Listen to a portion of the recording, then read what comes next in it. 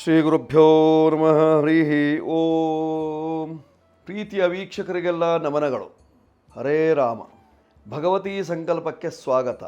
ಕೈಲಾಸೆ ಅಭಯದಾನ ಶೂರ ಸಮೃಗಂ ಕಲ್ಪದ್ರುಮೂಲೆ ಸ್ಥಿತಂ ಕರ್ಪೂರ ಸ್ಫಟಿಕೇಂದು ಸುಂದರತನುಂ ಕಾತ್ಯಾಯನಿ ಸೇವಿತುಂ ಗಂಗಾ ತುಂಗ ತರಂಗರಂಜಿತ ಜಟಾಭಾರಂ ಕೃಪಾ ಸಾಗರಂ ಕಂಠಾಲಂಕೃತ ಶೇಷಭೂಷಣಮಮುಮ್ಮ ಸಂಜೀವನೀಂ ಭಾವಯೇ.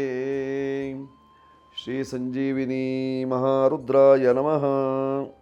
ಆತ್ಮೀಯರೇ, ಇಂದು 22ನೇ ತಾರೀಕು 6ನೇ ತಿಂಗಳು 2026ನೇ ಇಸ್ವಿ, ವಾರ ಸೋಮವಾರ. ಈ ದಿವಸದ ಪಂಚಾಂಗ ಏನು ಹೇಳ್ತದೆ ನೋಡೋಣ. ಗ್ರಹಗಳೆಲ್ಲವೂ ಸಹಿತವಾಗಿ ಎಲ್ಲೆಲ್ಲಿ ಇದ್ದಾವೆ, ಏನು ಬದಲಾವಣೆಯಾಗಿದೆ ಹೇಳುವಂಥದ್ದನ್ನು ತಿಳ್ಕೊಳ್ಳೋಣ. ಸ್ವಸ್ತಿಶ್ರೀ ವಿಜಯಾಭ್ಯುದಯ ನೃಪಶಾಲಿವಾಹನ ಗತಶಕ ವರ್ಷ 1948ನೇ ಮಂಗಳಕರ ಪರಾಭವನಾಮ ಸಂವತ್ಸರದ ಉತ್ತರಾಯಣ ನಿಜ ಜ್ಯೇಷ್ಠ ಮಾಸದ ಶುಕ್ಲಪಕ್ಷದ ಅಷ್ಟಮಿ ತಿಥಿಯಾಗಿರ್ತಕ್ಕಂಥದ್ದು ವಾರ ಸೋಮವಾರವಾಗಿದೆ. ಈ ದಿವಸ ನಕ್ಷತ್ರ ಉತ್ತರ ಫಲ್ಗುನಿ ನಕ್ಷತ್ರ ಇರತಕ್ಕಂತಹದ್ದು. ಈ ದಿವಸದ ಯೋಗವನ್ನು ನೋಡುವಾಗ ವ್ಯತಿಪಾತ ನಾಮ ಯೋಗ ಇದೆ, ಭದ್ರಾಕರಣ ಇದೆ ಇವತ್ತಿನ ಪಂಚಾಂಗದಲ್ಲಿ. ಹೀಗಿರುವಾಗ ದಿನದ ವಿಶೇಷತೆ ಜ್ಯೇಷ್ಠಾದೇವಿ ಪೂಜೆ ಮಾಡಿಕೊಳ್ಳಿಕ್ಕೆ ಅವಕಾಶ ಇದೆ. ಹಾಗೂ ಅನಧ್ಯಯನ, ಅಷ್ಟಮಿ ತಿಥಿ ಇದ್ದದ್ದರಿಂದ ಅನಧ್ಯಯನ ಇರತಕ್ಕಂಥದ್ದು ಇಂದಿನ ದಿವಸ. ಇಂದು ಸೋಮವಾರವಾದ್ದರಿಂದ ಬೆಳಗ್ಗೆ 7:30ಯಿಂದ 9 ಗಂಟೆಯವರೆಗೆ ರಾಹುಕಾಲ. ರವಿದಿನ ಗುರುಪೂರ್ವೇ ಸೋಮ ಶುಕ್ರೇಚ ಯಾಮ್ಯ ಹೇಳುವ ಪ್ರಕಾರವಾಗಿ ದಕ್ಷಿಣ ದಿಕ್ಕಿನಲ್ಲಿ ಕಾಳರಾಹು ಉದಯವಾಗ್ತದೆ. ದಕ್ಷಿಣಕ್ಕೆ ಪ್ರಯಾಣ ಮಾಡುವಾಗ ತುಂಬ ಜಾಗೃತಿಯಾಗಿರಿ. ದಕ್ಷಿಣಕ್ಕೆ ಏನಾದರೂ ಪ್ರಯಾಣ ಮಾಡಲೇಬೇಕಂತಹ ಸಂದರ್ಭ ಇದ್ದಲ್ಲಿ ಸ್ವಲ್ಪ ಉತ್ತರಕ್ಕೆ ಹೋಗಿ ಆನಂತರದಲ್ಲಿ ದಕ್ಷಿಣಕ್ಕೆ ಮುಂದುವರಿದಾಗ ನಿಮ್ಮ ಕಷ್ಟಗಳು ದೂರ. ಹೀಗಿರುವಾಗ ಇವತ್ತಿನ ಖಗೋಳದ ಗ್ರಹಗಳ ಸ್ಥಿತಿ ಹೇಗಿದೆ? ಮೇಷರಾಶಿಯಲ್ಲಿ ಯಾವುದೇ ಗ್ರಹ ಇಲ್ಲ, ಶೂನ್ಯ ರಾಶಿಯಾಗಿದೆ. ವೃಷಭ ರಾಶಿಯಲ್ಲಿ ಕುಜ ಇದ್ದಾನೆ. ಮಿಥುನ ರಾಶಿಯಲ್ಲಿ ನೋಡುವಾಗ ರವಿ ಮತ್ತು ಬುಧರ ಯುತಿ. ಬುಧನು ಇವತ್ತಿನ ದಿವಸ ಕರ್ಕಾಟಕವನ್ನು ಪ್ರವೇಶ ಮಾಡ್ತಾನೆ. ಪುನರ್ಸು ನಕ್ಷತ್ರ 4ನೇ ಪಾದಕ್ಕೆ ಹೋಗಲಿಕ್ಕಿದ್ದಾನೆ ಸಾಯಂಕಾಲದ ಸಂದರ್ಭದಲ್ಲಿ. ಕರ್ಕಾಟಕ ರಾಶಿಯಲ್ಲಿ ಗುರು ಮತ್ತು ಶುಕ್ರರ ಯುತಿ ಇದೆ. ಸಿಂಹರಾಶಿಯಲ್ಲಿ ಕೇತು, ಕನ್ಯಾ ಶೂನ್ಯ. ತುಲಾ ರಾಶಿಯಲ್ಲಿ ಮಾಂದ್ಯೋದಯವಾಗಿದೆ. ವೃಶ್ಚಿಕ ಶೂನ್ಯ, ಧನುಷ್ ಶೂನ್ಯ, ಮಕರವೂ ಶೂನ್ಯ. ಕುಂಭರಾಶಿಯಲ್ಲಿ ರಾಹು, ಮೀನ ರಾಶಿಯಲ್ಲಿ ಶನಿ ಮಹಾತ್ಮ.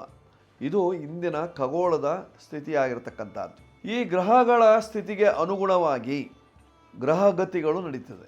ಗ್ರಹಗತಿಗೆ ಅನುಗುಣವಾಗಿ ಗ್ರಹಚಾರವು ನಮಗೆಲ್ಲ.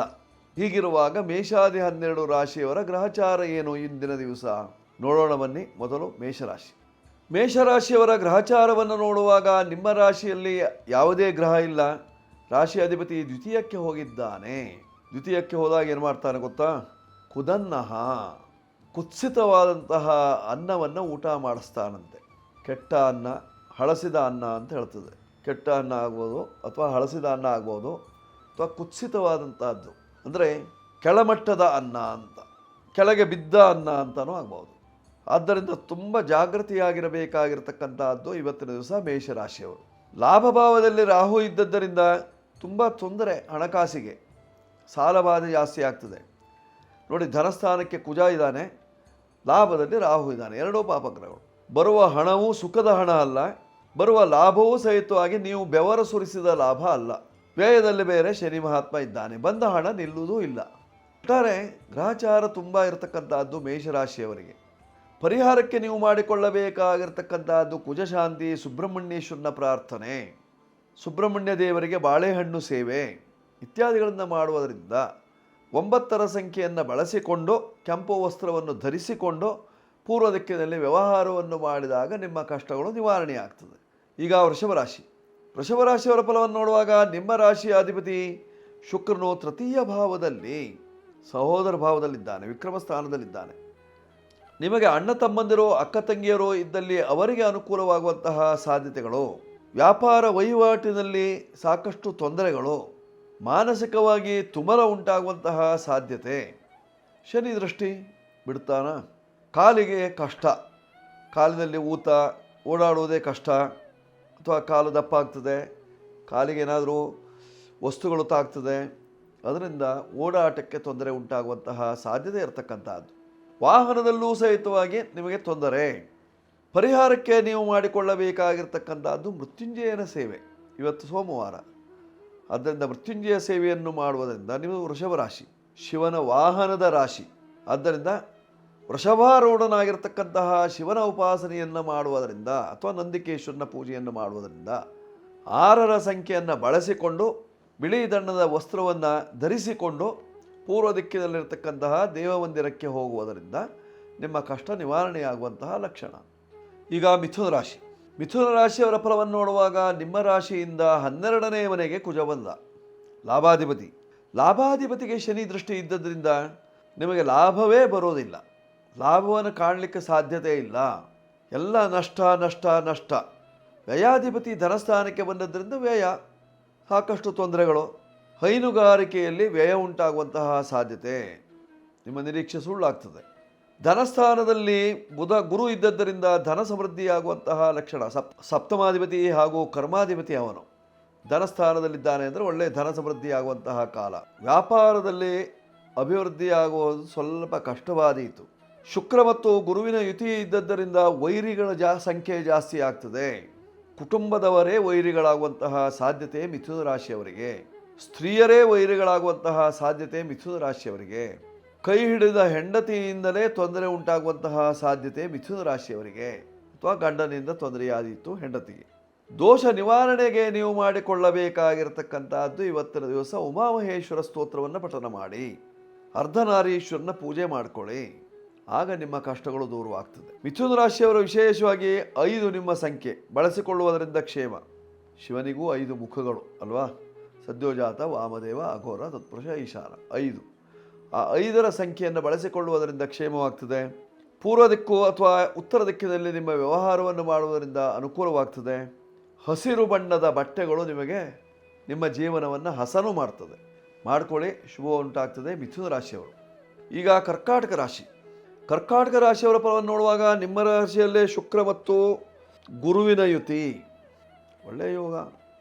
ಶುಕ್ರ ಮತ್ತು ಗುರು ಒಟ್ಟಾಗಿದ್ದಾರೆ ಅಂದರೆ ಶತ್ರುಗಳು ಜಾಸ್ತಿ ಆಗ್ತಾರೆ, ವ್ಯವಹಾರಗಳು ಸರಳವಾಗಿರುವುದಿಲ್ಲ, ಹಾಕಿಕೊಂಡಂತಹ ಮಾರ್ಗ ಸುಖಕರವಾಗಿರುವುದಿಲ್ಲ, ವ್ಯಾಪಾರ ವ್ಯವಹಾರದಲ್ಲಿ ಹಿನ್ನಡೆ ಉಂಟಾಗುವಂತಹ ಸಾಧ್ಯತೆ ಇರ್ತದೆ.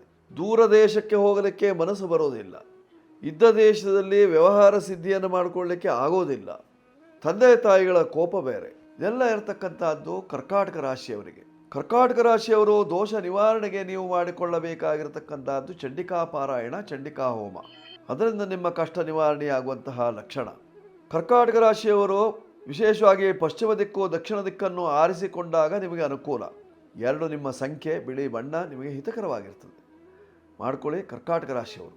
ಈಗ ಸಿಂಹರಾಶಿ. ಸಿಂಹರಾಶಿಯವರ ಫಲವನ್ನು ನೋಡುವಾಗ ನಿಮ್ಮ ರಾಶಿಯ ಅಧಿಪತಿಯಾಗಿರ್ತಕ್ಕಂತಹ ಸೂರ್ಯ ಭಗವಂತ ಏಕಾದಶದಲ್ಲಿ ಲಾಭಭಾವದಲ್ಲಿದ್ದಾನೆ. ರಾಜಕೀಯದವರಿಗೆ ಒಳ್ಳೆಯ ಲಾಭವನ್ನು ಕೊಡ್ತಾನೆ. ರಾಜಕೀಯದವರು ಮಾಡುವಂತಹ ಆಡಳಿತದಲ್ಲಿ ಯಶಸ್ಸನ್ನು ಕೊಡ್ತಾನೆ. ಕೆಲವರಿಗೆ ರಾಜಕೀಯಕ್ಕೆ ಹೋಗಬೇಕು ಅನ್ನುವಂತಹ ಹಂಬಲವನ್ನು ಹುಟ್ಟಿಸ್ತಾನೆ ಲಾಭಭಾವದಲ್ಲಿದ್ದರಿಂದ. ನಿಮ್ಮ ರಾಶಿಗೆ ಗುರು ಶುಕ್ರರು ವ್ಯಯದಲ್ಲಿದ್ದರಿಂದ ಮಂಗಲ ಕಾರ್ಯಕ್ಕೆ ಆಸ್ಪದ ಇಲ್ಲ. ಕೌಟುಂಬಿಕ ಜೀವನದಲ್ಲಿ ನೆಲೆ ನಿಲ್ಲಲಿಕ್ಕೆ ಆಸ್ಪದವನ್ನು ಕೊಡೋದಿಲ್ಲ. ವ್ಯವಹಾರಗಳು ಸರಿಯಾಗಿ ಆಗದೇ ತೊಂದರೆಯನ್ನು ಪಡಬೇಕಂತಹ ಸಂದರ್ಭ. ಉದ್ದಿಮೆದಾರರಿಗೆ ಕೆಲಸಗಾರರ ತೊಂದರೆ. ಹಣಕಾಸಿನ ವಿಚಾರದಲ್ಲಿ ಧನಾಧಿಪತಿ ಲಾಭದಲ್ಲಿದ್ದರಿಂದ ಹಣಕಾಸಿನ ವಿಚಾರದಲ್ಲಿ ಸ್ವಲ್ಪ ಮಟ್ಟಿಗೆ ಲಾಭ. ಹಣಕಾಸು ಸಂಸ್ಥೆಯಲ್ಲೇ ಕೆಲಸ ಮಾಡತಕ್ಕಂಥವರಿಗೆ ಅಭಿವೃದ್ಧಿ. ಇದು ಸಿಂಹರಾಶಿಯವರಿಗೆ. ಸಿಂಹರಾಶಿಯವರು ಬಳಸಬೇಕಾಗಿರ್ತಕ್ಕಂತಹ ಸಂಖ್ಯೆ 1. ಪೂರ್ವ ದಿಕ್ಕು ಅಥವಾ ದಕ್ಷಿಣ ದಿಕ್ಕು ನಿಮಗೆ ಹಿತಕರವಾಗಿರ್ತದೆ. ಕೆಂಬಣ್ಣದ ವಸ್ತ್ರಗಳು ನಿಮಗೆ ಯಶಸ್ಸನ್ನು ಕೊಡ್ತದೆ. ಶಂಭುವಿನ ಆರಾಧನೆ ನಿಮಗೆ ಶ್ರೇಯಸ್ಕರವಾಗ್ತದೆ. ಮಾಡ್ಕೊಳ್ಳಿ, ಶುಭವಾಗುತ್ತೆ ಸಿಂಹರಾಶಿಯವರು. ಈಗ ಕನ್ಯಾ ರಾಶಿ. ಕನ್ಯಾ ರಾಶಿಯವರ ಫಲವನ್ನು ನೋಡುವಾಗ ನಿಮ್ಮ ರಾಶಿಯ ಅಧಿಪತಿಯಾಗಿರತಕ್ಕಂತಹ ಬುಧನು ಕರ್ಮರಾಶಿಯಲ್ಲಿ ಉದ್ಯೋಗದಲ್ಲಿ ಭಾಳ ರೀತಿಯ ಉದ್ಯೋಗವನ್ನು ಮಾಡಿಸ್ತಾನೆ. ಭಾಳಷ್ಟು ಉದ್ಯೋಗವನ್ನು ಮಾಡ್ತೀರಿ, ಆದರೆ ಉದ್ಯೋಗದಲ್ಲಿ ಆಗಲಿಕ್ಕೆ ಸಾಧ್ಯತೆ ಇಲ್ಲ. ಸಾಕಷ್ಟು ತೊಂದರೆಯನ್ನು ಅನುಭವಿಸ್ತೀರಿ. ಕೈಯಲ್ಲಿ ಉದ್ಯೋಗ ಬರ್ತದೆ, ಅಭಿವೃದ್ಧಿ ಆಗೋದಿಲ್ಲ. ಕೆಲವರಿಗೆ ಉದ್ಯೋಗವೇ ಇರುವುದಿಲ್ಲ, ಅದರಿಂದ ಸಂಕಟ ಪಡಬೇಕಾದಂತಹ ಸಂದರ್ಭ ಬರ್ತದೆ. ಕೆಲವರಿಗೆ ಮಾನಸಿಕವಾಗಿ ಹಿಂಸೆಯೂ ಉಂಟಾಗುವಂತಹ ಸಾಧ್ಯತೆ ಕನ್ಯಾ ರಾಶಿಯವರಿಗೆ. ನಿಮ್ಮ ರಾಶಿಯಲ್ಲೇ ಚಂದ್ರ ಇದ್ದಾನೆ ಇವತ್ತಿನ ದಿವಸ, ಶನಿಯ ದೃಷ್ಟಿ ಬೇರೆ ಇದೆ. ಆದ್ದರಿಂದ ನೋಡಿ, ನಿಮ್ಮ ರಾಶಿಯಿಂದ 7ನೇ ಮನೆಯಲ್ಲಿ ಶನಿ ಮಹಾತ್ಮ ನಿತ್ಯಪೂರ್ಣ ದೃಷ್ಟಿಯಲ್ಲಿ ನೋಡ್ತಾ ಇದ್ದದ್ದರಿಂದ ದಾಂಪತ್ಯ ಜೀವನದಲ್ಲಿ ಸುಖ ಇಲ್ಲ, ಅಸುಖ ಉಂಟಾಗುವಂತಹ ಸಾಧ್ಯತೆಗಳು. ಮನೆಯಿಂದ ಹೊರಡುವಾಗ ಚೆನ್ನಾಗಿರ್ತೀರಿ, ಮನೆಗೆ ಮತ್ತೆ ಬಂದು ಸೇರುವುದರೊಳಗೆ ಗಂಡ ಹೆಂಡತಿಗೆ ಜಗಳ. ಪ್ರಯಾಣದಲ್ಲಿ ಅಹಿತಕರ ಘಟನೆಗಳು ನಡೆಯುವಂತಹ ಸಾಧ್ಯತೆ ಇದೆ ಕನ್ಯಾ ರಾಶಿಯವರಿಗೆ.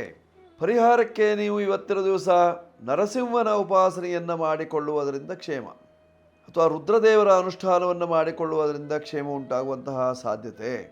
5 ನಿಮ್ಮ ಸಂಖ್ಯೆ ಬಳಸಿಕೊಳ್ಳಿ. ಹಸಿರು ಬಣ್ಣದ ವಸ್ತ್ರಗಳು ನಿಮಗೆ ಹಿತವನ್ನು ತರ್ತದೆ. ಉತ್ತರ ದಿಕ್ಕಿನ ವ್ಯವಹಾರದಿಂದ ಕ್ಷೇಮವಾಗುವಂತಹ ಲಕ್ಷಣ. ಈಗ ತುಲಾರಾಶಿ. ತುಲಾರಾಶಿಯವರ ಫಲವನ್ನು ನೋಡುವಾಗ ಲಾಭ ಭಾವದಲ್ಲಿರ್ತಕ್ಕಂತಹ ಕೇತು ಲಾಭಕ್ಕೆ ತೊಂದರೆ ಕೊಡದೇ ಇರ್ತಾನ. ಕರ್ಮಾಧಿಪತಿಯಾದಂತಹ ಚಂದ್ರನು ವ್ಯಯಸ್ಥಾನದಲ್ಲಿದ್ದದ್ದರಿಂದ ಹೆಣ್ಣು ಮಕ್ಕಳ ಉದ್ಯೋಗದಲ್ಲಿ ತೊಂದರೆ ಉಂಟಾಗುವಂತಹ ಸಾಧ್ಯತೆ. ಎಷ್ಟೋ ಜನ ಉದ್ಯೋಗವನ್ನು ಕಳ್ಕೊಳ್ಬೇಕಾದಂತಹ ಸಂದರ್ಭ ಬರ್ತದೆ. ಹೊಸಬರಿಗೆ ಉದ್ಯೋಗ ಸಿಗುವಂತಹ ಲಕ್ಷಣಗಳು ಎಷ್ಟೋ ಜನರಿಗೆ. ನಿಮ್ಮ ರಾಶಿಯ ಅಧಿಪತಿ ಗುರುವಿನ ಒಟ್ಟಿಗೆ ಇದ್ದದ್ದರಿಂದ ಸಾಂದರ್ಭಿಕವಾಗಿ ಕೆಲವು ಜನರು ಮಿತ್ರರು ನಿಮಗೆ ಸೇರುವಂತಹ ಸಾಧ್ಯತೆ ಇರತಕ್ಕಂತಹದ್ದು. ಆ ಮಿತ್ರರಿಂದಲೇ ದ್ರೋಹ ಉಂಟಾಗುವಂತಹ ಲಕ್ಷಣವೂ ಇದೆ. ಪರಿಹಾರಕ್ಕಾಗಿ ನೀವು ಮಾಡಿಕೊಳ್ಳಬೇಕಾಗಿರತಕ್ಕಂಥದ್ದೇನು? ಸಾಧ್ಯವಾದರೆ ಹೊರನಾಡಿಗೆ ಹೋಗಿ ಬನ್ನಿ, ಅಥವಾ ಅನ್ನದಾನವನ್ನು ಮಾಡಿ. ಅನ್ನದಾಸೋಹ ಮಾಡುವಂತಹ ಸ್ಥಳದಲ್ಲಿ ಅಕ್ಕಿಯನ್ನು ಕೊಡಿ. ದಾಸೋಹವನ್ನು ಮಾಡುವುದರಿಂದ ನಿಮ್ಮ ಕಷ್ಟಗಳು ದೂರವಾಗುವಂತಹ ಲಕ್ಷಣ. 6 ನಿಮ್ಮ ಸಂಖ್ಯೆ ಬಳಸಿಕೊಳ್ಳಿ. ಬಿಳಿ ಬಣ್ಣ ಆಗಿ ಬರ್ತದೆ. ಪಶ್ಚಿಮ ಉತ್ತರ ದಿಕ್ಕುಗಳು ನಿಮಗೆ ಯಶಸ್ಸನ್ನು ಕೊಡ್ತದೆ. ಈಗ ವೃಶ್ಚಿಕ ರಾಶಿ ನೋಡಿ. ವೃಶ್ಚಿಕ ರಾಶಿಯವರಿಗೆ ಸಪ್ತಮದಲ್ಲಿ ಕುಜ, ನಿಮ್ಮ ರಾಶಿಯಾಧಿಪತಿ 7ನೇ ಮನೆಗೆ ಹೋಗಿದ್ದಾನೆ. ಮದನ ಭವನನಾಥೇ ಲಗ್ನಗೇವ ಮದೇವ ಹೇಳುವ ಪ್ರಕಾರವಾಗಿ ಸಪ್ತಮಾಧಿಪತಿ ಲಗ್ನಕ್ಕೆ ಬಂದರೆ ಒಳ್ಳೆಯದು, ಅಥವಾ ಜನ್ಮರಾಶಿಗೆ ಬಂದರೆ ಒಳ್ಳೆಯದು. ಆದರೆ ನಿಮ್ಮ ರಾಶಿಯಾಧಿಪತಿಯೇ ಸಪ್ತಮಕ್ಕೆ ಹೋಗಿ ಕೂತಿದ್ದಾನೆ ಅಂತಾದಾಗ ಕಳತ್ರ ದೋಷ ಅಲ್ವಾ? ಪ್ರಖರವಾದಂತಹ ಕಳತ್ರ ದೋಷವನ್ನು ಕೊಡ್ತಾನೆ. ದಾಂಪತ್ಯವನ್ನು ಚಿಂದಿ ಮಾಡ್ತಾನೆ. ಗಂಡ ಹೆಂಡತಿಯರನ್ನ ಕುಟ್ಟಿ ಒಗೆದು ಬಿಡ್ತಾನೆ. ದಂಪತಿಗಳನ್ನ ಒಡೆದು ಬೇರೆ ಹಾಕ್ತಾನೆ. ಸಂಸಾರವನ್ನೇ ಒಡೆದು ಹಾಕಿಬಿಡ್ತಾನೆ. ಹೆಣ್ಣಿನ ಸಂಸಾರ ಬೇರೆ, ಗಂಡಿನ ಸಂಸಾರ ಬೇರೆ. ಆದ್ದರಿಂದ ತುಂಬ ಜಾಗೃತಿಯಾಗಿರಬೇಕು. ಸಪ್ತಮದ ಅಂಗಾರಕನಿಗೆ ಪರಿಹಾರ ಮಾಡಿಕೊಳ್ಬೇಕು. ಕುಜ ಶಾಂತಿ, ವಿನಾಯಕ ಶಾಂತಿ, ಅಥವಾ ಕುಂಭ ವಿವಾಹ, ಸುಬ್ರಹ್ಮಣ್ಯೇಶ್ವರನ ಸೇವೆ ಇತ್ಯಾದಿಗಳನ್ನು ಮಾಡಿಕೊಳ್ಳುವುದರಿಂದ ಇಂತಹ ದೋಷಗಳೆಲ್ಲ ಪರಿಹಾರವಾಗುವಂತಹ ಸಾಧ್ಯತೆ ಇರತಕ್ಕಂತಹದ್ದು. ಕರ್ಮಸ್ಥಾನಕ್ಕೆ ಕುಜನ ದೃಷ್ಟಿ ಇದ್ದದ್ದರಿಂದ ಉದ್ಯೋಗಕ್ಕೂ ತೊಂದರೆ, ಆರ್ಥಿಕವಾದ ನಷ್ಟ, ಉದ್ಯೋಗಕ್ಕೆ ತೊಂದರೆ, ವ್ಯಾವಹಾರಿಕವಾಗಿ ಅಭಿವೃದ್ಧಿ ಇಲ್ಲ, ದಾಂಪತ್ಯ ಜೀವನದಲ್ಲಿ ಸುಖ ಇಲ್ಲ. 9ರ ಸಂಖ್ಯೆ ಬಳಸ್ಕೊಳ್ಳಿ. ಕೆಂಬಣ್ಣದ ವಸ್ತ್ರಗಳು ನಿಮಗೆ ಹಿತವಾಗಿರ್ತದೆ. ಪಶ್ಚಿಮೋತ್ತರ ದಿಕ್ಕುಗಳು ನಿಮಗೆ ವಿಶೇಷವಾದಂತಹ ಫಲವನ್ನು ನೀಡುತ್ತದೆ. ಹವಳವನ್ನು ಧಾರಣೆ ಮಾಡಿದಾಗ ನಿಮ್ಮ ಕಷ್ಟಗಳು ದೂರವಾಗ್ತದೆ. ಈಗ ಧನುರಾಶಿ. ಧನುರಾಶಿಯವರ ಫಲವನ್ನು ನೋಡುವಾಗ ಇಂದಿನ ದಿವಸ ರವಿ ಬುಧರ ಯುತಿ ಸಪ್ತಮದಲ್ಲಿ ನಿಪುಣ ಯೋಗ, ಗ್ರಹಚಾರ ಚೆನ್ನಾಗಿದೆ ಅಂತ ಹೇಳ್ಬೋದು. ಪಿತೃದೋಷಾದಿಗಳು ಪರಿಹಾರವಾಯಿತು ಅಂತ ಹೇಳ್ಬೋದು. ನಿವೃತ್ತಿಯಲ್ಲಿ ಚತುರ್ಥದಲ್ಲಿ ಶನಿ ಮಹಾತ್ಮನು ಇದ್ದು ಕರ್ಮಸ್ಥಾನವನ್ನು ನೋಡ್ತಾ ಇದ್ದದ್ದರಿಂದ ಮಾಡುವಂತಹ ಉದ್ಯೋಗದಲ್ಲಿ ಅವನತಿಯನ್ನು ಕೊಡ್ತಾನೆ. ವಾಹನಾಧಿಪತಿ ವಾಹನ ಸ್ಥಾನದಲ್ಲಿ ಶನಿ ಇದ್ದಾಗ ವಾಹನ ಕಂಟಕ, ವಾಹನದಲ್ಲಿ ಅಪಮೃತ್ಯು ಕಾಣುವಂತಹ ಸಾಧ್ಯತೆ ಇರತಕ್ಕಂತಹದ್ದು.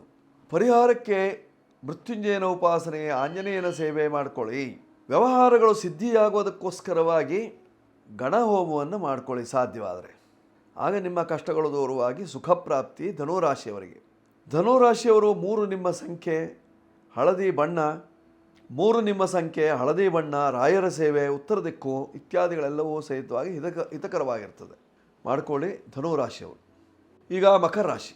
ಮಕರ ರಾಶಿಯವರ ಫಲವನ್ನು ನೋಡುವಾಗ ಬಾಧಾಧಿಪತಿಯಾದಂತಹ ಕುಜನು ಪಂಚಮ ರಾಶಿಯಲ್ಲಿ, ಮಕ್ಕಳಿಗೆ ಬಾಧೆ, ಅದರಲ್ಲೂ ವಿದೇಶದಲ್ಲಿರ್ತಕ್ಕಂತಹ ಮಕ್ಕಳಿಗೆ ತೊಂದರೆ, ಉದ್ಯೋಗಕ್ಕೆ ತೊಂದರೆ, ವ್ಯವಹಾರದಲ್ಲಿ ನಷ್ಟ ಉಂಟಾಗ್ತದೆ. ವಿದೇಶದಲ್ಲಿ ನಿಮ್ಮ ಮಕ್ಕಳು ಉದ್ಯೋಗದಲ್ಲಿದ್ದಾರೆ, ಅವರಿಗೇನು ಹಣ ಕಳಿಸಬೇಕಾದಂತಹ ಸಂದರ್ಭ ಇಲ್ಲ, ನಿಮಗೇ ಕಳಿಸ್ತಾರೆ.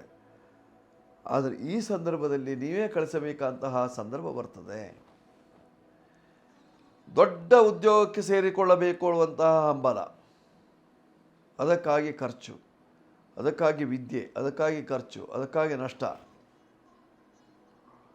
ದೊಡ್ಡ ವ್ಯಾಪಾರಕ್ಕೆ ಕೈ ಹಾಕಿ ಸುಟ್ಟುಕೊಳ್ಳುವಂತಹ ಸಾಧ್ಯತೆ ಇರತಕ್ಕಂತಹದ್ದು. ವ್ಯಾಪಾರ ಕೈ ಹತ್ತಲ್ಲ, ವೃಥಾ ಹಣ ಖರ್ಚಾಗುವಂತಹ ಸಾಧ್ಯತೆ.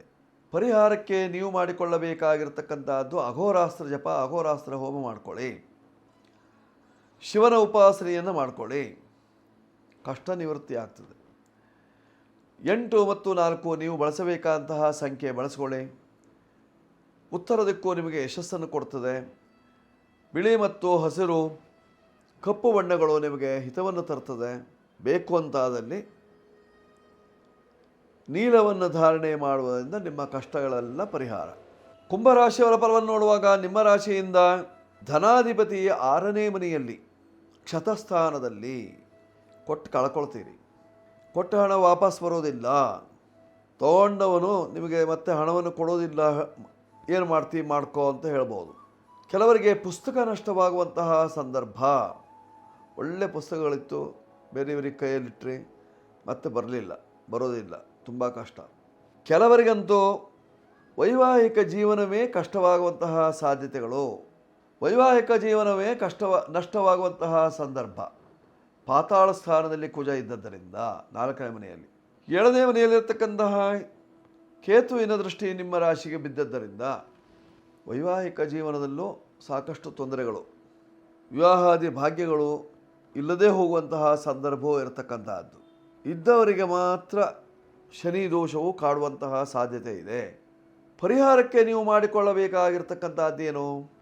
ಪತ್ನಿ ಮನೋರಮಾಂದೇಹೇ ಮನೋವೃತ್ತಾನುಸಾರಿಣೀಂ ತಾರಿಣೀಂ ದುರ್ಗ ಸಂಸಾರ ಸಾಗರಸ್ಯ ಕುಲೋದ್ಭವಾಂ. ಈ ಮಂತ್ರದಿಂದ ಚಂಡಿಕಾ ಪಾರಾಯಣವನ್ನು ಮಾಡಿಸಿಕೊಳ್ಳುವುದರಿಂದ ನಿಮಗಿದ್ದ ಕಷ್ಟಗಳೆಲ್ಲ ದೂರವಾಗಿ ಸುಖ ಪ್ರಾಪ್ತಿ, ನೆಮ್ಮದಿ. ನೀವು ಬಳಸಿಕೊಳ್ಳಬೇಕಾಗಿರ್ತಕ್ಕಂತಹ ಸಂಖ್ಯೆ 8 ಮತ್ತು 7. ಕಪ್ಪು, ಬಿಳಿ, ನೀಲಿ, ಹಸಿರು ಇವೆಲ್ಲ ನಿಮಗೆ ಆಗಿ ಬರುವಂತಹ ಬಣ್ಣಗಳು. ಉತ್ತರ ದಿಕ್ಕು ನಿಮಗೆ ಯಶಸ್ಸನ್ನು ಕೊಡುವಂತಹ ದಿಕ್ಕಾಗಿದೆ. ಮಾಡಿಕೊಳ್ಳಿ. ಉತ್ತರೋತ್ತರವಾಗಿ ಬೆಳೀಲಿಕ್ಕೆ ಸಾಧ್ಯತೆ ಇದೆ. ಕುಂಭರಾಶಿಯವರು ಇವತ್ತಿನ ಕಾಲಜ್ಞಾನದಂತೆ. ಈಗ ಮೀನರಾಶಿಯವರ ಫಲವನ್ನು ನೋಡುವಾಗ ಶನಿ ಮಹಾತ್ಮನು ನಿಮ್ಮ ರಾಶಿಯಲ್ಲೇ ಧನಾಧಿಪತಿ ವಿಕ್ರಮಕ್ಕೆ ಹೋಗಿದ್ದಾನೆ. ಸುಖ ಸ್ಥಾನದಲ್ಲಿ ರವಿ ಬುಧರು, ಪಂಚಮದಲ್ಲಿ ಗುರು ಶುಕ್ರರು. ನೋಡಿ, ನಿಮ್ಮ ರಾಶಿಯಾಧಿಪತಿ ಪಂಚಮ ಸ್ಥಾನದಲ್ಲಿ ಶುಕ್ರನೊಟ್ಟಿಗೆ ಇದ್ದದ್ದರಿಂದ ಒಳ್ಳೆಯ ಯೋಗ. ವ್ಯಾಪಾರಸ್ಥರಿಗೆ ಅಭಿವೃದ್ಧಿ, ಹಾಲು ಹೈನು ಇತ್ಯಾದಿ ವ್ಯಾಪಾರವನ್ನು ಮಾಡತಕ್ಕಂಥವರಿಗೆ ಯಶಸ್ಸು, ಹಸು ಕಟ್ಟಿದವರಿಗೆ ಒಳ್ಳೆಯ ಯೋಗ. ಭೋಗ ಭಾಗ್ಯಾದಿಗಳು ಲಭಿಸುವುದಕ್ಕೋಸ್ಕರವಾಗಿ ನೀವು ಮೃತ್ಯುಂಜಯನ ಉಪಾಸನೆ, ಮಾರ್ಕಾಂಡೇಯ ಹೋಮ ಇತ್ಯಾದಿಗಳನ್ನು ಮಾಡಿಕೊಳ್ಳುವುದರಿಂದ ಕ್ಷೇಮ ಉಂಟಾಗುವಂತಹ ಲಕ್ಷಣ. ಪರಿಹಾರಕ್ಕೆ ನಿಮಗೆ ಬೇಕಾಗಿರ್ತಕ್ಕಂಥದ್ದು ಮಾರ್ಕಾಂಡೇಯ ಹೋಮ ಮಾಡಿಕೊಳ್ಳಿ. ಅದರಿಂದ ಸಾಕಷ್ಟು ಅನುಕೂಲ, ನೆಮ್ಮದಿ. ನೀವು ಬಳಸಬೇಕಾಗಿರ್ತಕ್ಕಂತಹ ಸಂಖ್ಯೆ 3, 6, 9 ಇತ್ಯಾದಿ. ನೀವು ವಿಶೇಷವಾಗಿ ಹಸಿರು ಬಣ್ಣದ ಬಟ್ಟೆ, ಹಳದಿ ಬಣ್ಣದ ಬಟ್ಟೆಯನ್ನು ಧಾರಣೆ ಮಾಡುವುದರಿಂದ ಕ್ಷೇಮ ಉಂಟಾಗ್ತದೆ. ಉತ್ತರ ದಿಕ್ಕಿನ ವ್ಯಾಪಾರ ವ್ಯವಹಾರದಿಂದ ಅಭಿವೃದ್ಧಿಯಾಗುವಂತಹ ಲಕ್ಷಣ. ದಕ್ಷಿಣ ದಿಕ್ಕಿನಲ್ಲಿ ಮೋಸ ಇದೆ. ಪಶ್ಚಿಮ ಅನುಕೂಲವನ್ನು ತರುವಂತಹದ್ದು. ನೀವು ಬಳಸಬೇಕಾಗಿರ್ತಕ್ಕಂತಹ ಸಂಖ್ಯೆ 3 ಬಳಸಿಕೊಳ್ಳಿ, ಶುಭ ಉಂಟಾಗ್ತದೆ. ಹಳದಿ ಬಣ್ಣ, ಕೇಸರಿ ಬಣ್ಣದ ವಸ್ತ್ರಗಳು ಉತ್ತರ ದಿಕ್ಕು ನಿಮಗೆ ಯಶಸ್ಸನ್ನು ಕೊಡುತ್ತದೆ. ಮಾಡಿಕೊಳ್ಳಿ, ಶುಭ ಉಂಟಾಗ್ತದೆ. ಮೀನರಾಶಿಯವರು 12 ರಾಶಿಯವರು ಇವತ್ತಿನ ದಿವಸ ವಿಶೇಷವಾಗಿ ಶಿವನ ಉಪಾಸನೆಯನ್ನು ಮಾಡಿಕೊಳ್ಳುವುದರಿಂದ, ಲಿಂಗಾರ್ಚನೆಯನ್ನು ಮಾಡಿಕೊಳ್ಳುವುದರಿಂದ ನಿಮ್ಮ ಕಷ್ಟಗಳು ಪರಿಹಾರವಾಗಿ ಸುಖ ಪ್ರಾಪ್ತಿ.